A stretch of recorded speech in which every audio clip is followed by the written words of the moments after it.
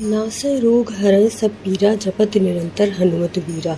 सारे संकटों को दूर करने वाले, सारी बीमारियों को दूर करने वाले सिर्फ हनुमान जी हैं, जो कलयुग के विधाता कहे जाते हैं, दाता कहे जाते हैं, जो हमारे सारे सुखों को एक क्षण में हमारी झोली में डाल देते हैं। हनुमान जी की कृपा जिस भी भक्त पर हो जाती है, उसकी झोली हमेशा खुशियों से भरी रहती है। बल बुद्धि विद्या देहु मोहि हरहु कलेश विकार। सारे कलेशों को, सारे विकारों को दूर करने वाले होते हैं बजरंगबली महाराज। तो ये हनुमान जयंती ऐसा पर्व है जिस समय आप हनुमान जी की अगर विधि विधान से पूजा कर लेते हैं तो वह आपसे अवश्य ही प्रसन्न होते हैं। किस प्रकार आपको पूजा करनी है, कौन कौन सी गलतियां आपको नहीं करनी है और क्या हनुमान जी को चढ़ाएंगे जिससे कि वह ज़्यादा प्रसन्न होंगे, पूरी वीडियो देखिएगा। चैनल को सब्सक्राइब जरूर कर लीजिएगा और बेल आइकन जरूर दबाइएगा। में ओम बागेश्वराय नमः और जय हनुमान जी, जय बजरंगबली महाराज अवश्य लिखिएगा, जो भी आपको प्रिय लगे। 23 अप्रैल के दिन यदि आप अपनी पूजा की शुरुआत 11:53 से लेकर 12:46 तक कर लेते हैं तो बहुत ही शुभ मुहूर्त है। ये अभिजीत मुहूर्त कहा जाता है, जिस समय पूजा करने से आपको जो भी फल मांगते हैं वह पूर्ण हो जाता है। तो आप इस समय पर अपनी पूजा को प्रारंभ कीजिएगा। इससे पहले अपनी सारी तैयारियां कर लीजिएगा। जैसे एक आपको देसी घी का दीपक जलाना है, यदि आप चमेली तेल का जलाएं तो और भी ज़्यादा शुभ माना जाता है। एक आपको कलश तैयार कर लेना है, जिसमें आपको सुपारी, थोड़ा सा गंगा जल और एक सिक्का डाल लेना है। उसके बाद आप जो भी प्रसाद लेकर आए हो वह उन्हें अर्पित कीजिएगा। उन्हें बूंदी के लड्डू बहुत पसंद है, या फिर आप रोट बनाया जाता है, या फिर आप मीठे पुए बना सकते हैं, मीठी पूड़ी बना सकते हैं, वो भी हनुमान जी को बहुत ही ज़्यादा प्रिय होती है।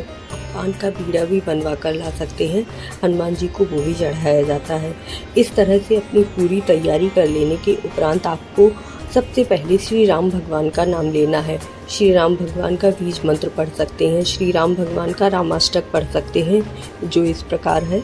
हे रामा पुरुषोत्तमा नर हरे नारायण केशवा, गोविंदा गरुड़ध्वजा गुणनिधि दामोदरा माधवा, हे कृष्णा कमलापति यदुपति सीतापति श्रीपति, वैकुंठाधिपति चराचरपति, लक्ष्मीपते पाहि माम, आदौ राम तपोवनादिगमनम हत्वा मृगा कांचनम, वैदेही हरणम जटायु मरणम सुग्रीव संभाषणम, वाली निर्दलनम समुद्र तरणम लंकापुरी दाहनम, साधन कुंभकर्ण हननम एतदि रामायणम। इस तरह से पूरा रामचरित्र वर्णित हो जाता है।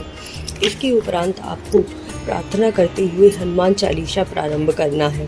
हनुमान चालीसा का कम से कम 7 बार पाठ बहुत ही ज़्यादा शुभ माना जाता है। आप 7 बार पाठ कीजिएगा, कम से कम, इससे ज़्यादा भी कर सकते हैं। उसके उपरांत आपको 108 बार हनुमान जी का बीज मंत्र अवश्य पढ़ना है। माला जाप का सबसे ज़्यादा फल प्राप्त होता है। ओम ऐं ह्रीं हनुमते श्री राम दूताय नमः मंत्र का जाप 108 बार अवश्य कर लीजिएगा। नहीं कर पा रहे हैं तो राम राम राम राम राम राम का जाप भी आप 108 बार कर सकते हैं। ओम श्रीं हनुमते नमः मंत्र का जाप कर सकते हैं। इस प्रकार पूजा करने के उपरांत अपने व्रत का संकल्प लेना है और बिना नमक खाए हुए ही इस व्रत को पूर्ण करना है, क्योंकि हनुमान जी के व्रत में नमक नहीं खाया जाता। कौन कौन सी ऐसी ज़रूरी बातें हैं जो हनुमान जी के व्रत में आपको ध्यान रखनी है। हनुमान जी के व्रत करने वाले जातक को एक दिन पहले से ही ब्रह्मचर्य का पालन करना होता है। महिलाएं हैं वह बाल नहीं धोएंगी, क्योंकि मंगलवार भी है और उस दिन बाल धोना शुभ नहीं माना जाता, इसलिए बाल नहीं धोए जाएंगे। एक दिन पहले से ही शुद्ध हो जाइए और ब्रह्मचर्य का पालन करके हनुमान जी की पूजा अर्चना करनी है। महिलाएं हनुमान जी के चालीसा का पाठ कर सकती हैं, लेकिन उन्हें बजरंग बाण का पाठ नहीं करना चाहिए।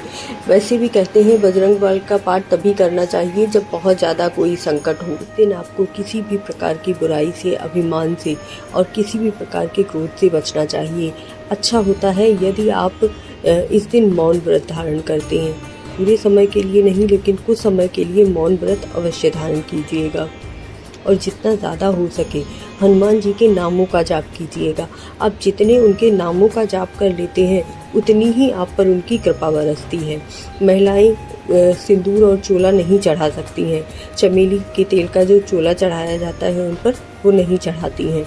तो आप क्या कर सकते हैं कि 1 कटोरी सिंदूर, क्योंकि कहते हैं सिंदूर सीता माता को प्रसन्न करने के लिए हनुमान जी ने अपने शरीर पर लगाया था, तो इसीलिए 1 कटोरी सिंदूर आप हनुमान जी के चरणों पर रख कर आ सकती हैं।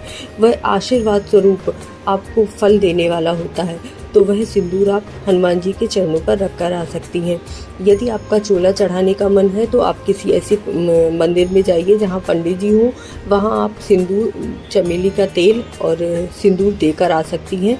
जो पंडित जी हैं वहाँ पर, वो आपके नाम से वहाँ पर चोला चढ़ा देंगे, तो इससे फल आपको ही प्राप्त होगा।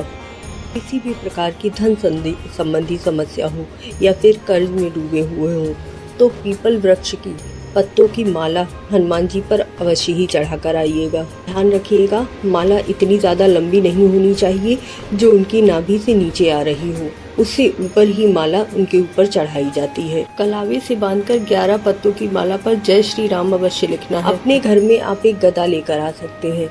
हनुमान जी को बहुत प्रिय है गदा, इसीलिए एक हनुमान जी की प्रिय गदा अपने घर में रखिएगा, बहुत ही शुभ मानी जाती है। किसी भी प्रकार की नज़र, दोष या बाधा के लिए पूजा कर रहे हैं तो 1 नींबू में 3 लौंग अर्पित करके 3 लौंगें आपको लगा लेनी है उस नींबू में, और वह आप हनुमान जी के मंदिर में अर्पित कर सकते हैं। बागेश्वर महाराज का बताया हुआ विशेष उपाय है ये। गुरुजी महाराज कहते हैं कि आप किसी भी प्रकार की घर के नज़र दोष से बचने के लिए अपने दरवाजे पर हनुमान जी की, पंचमुखी हनुमान जी की फ़ोटो अवश्य लगाइएगा। इससे आपके घर में किसी भी प्रकार की भूत प्रेत, किसी भी प्रकार की बाधा से आपका घर मुक्त हो जाता है।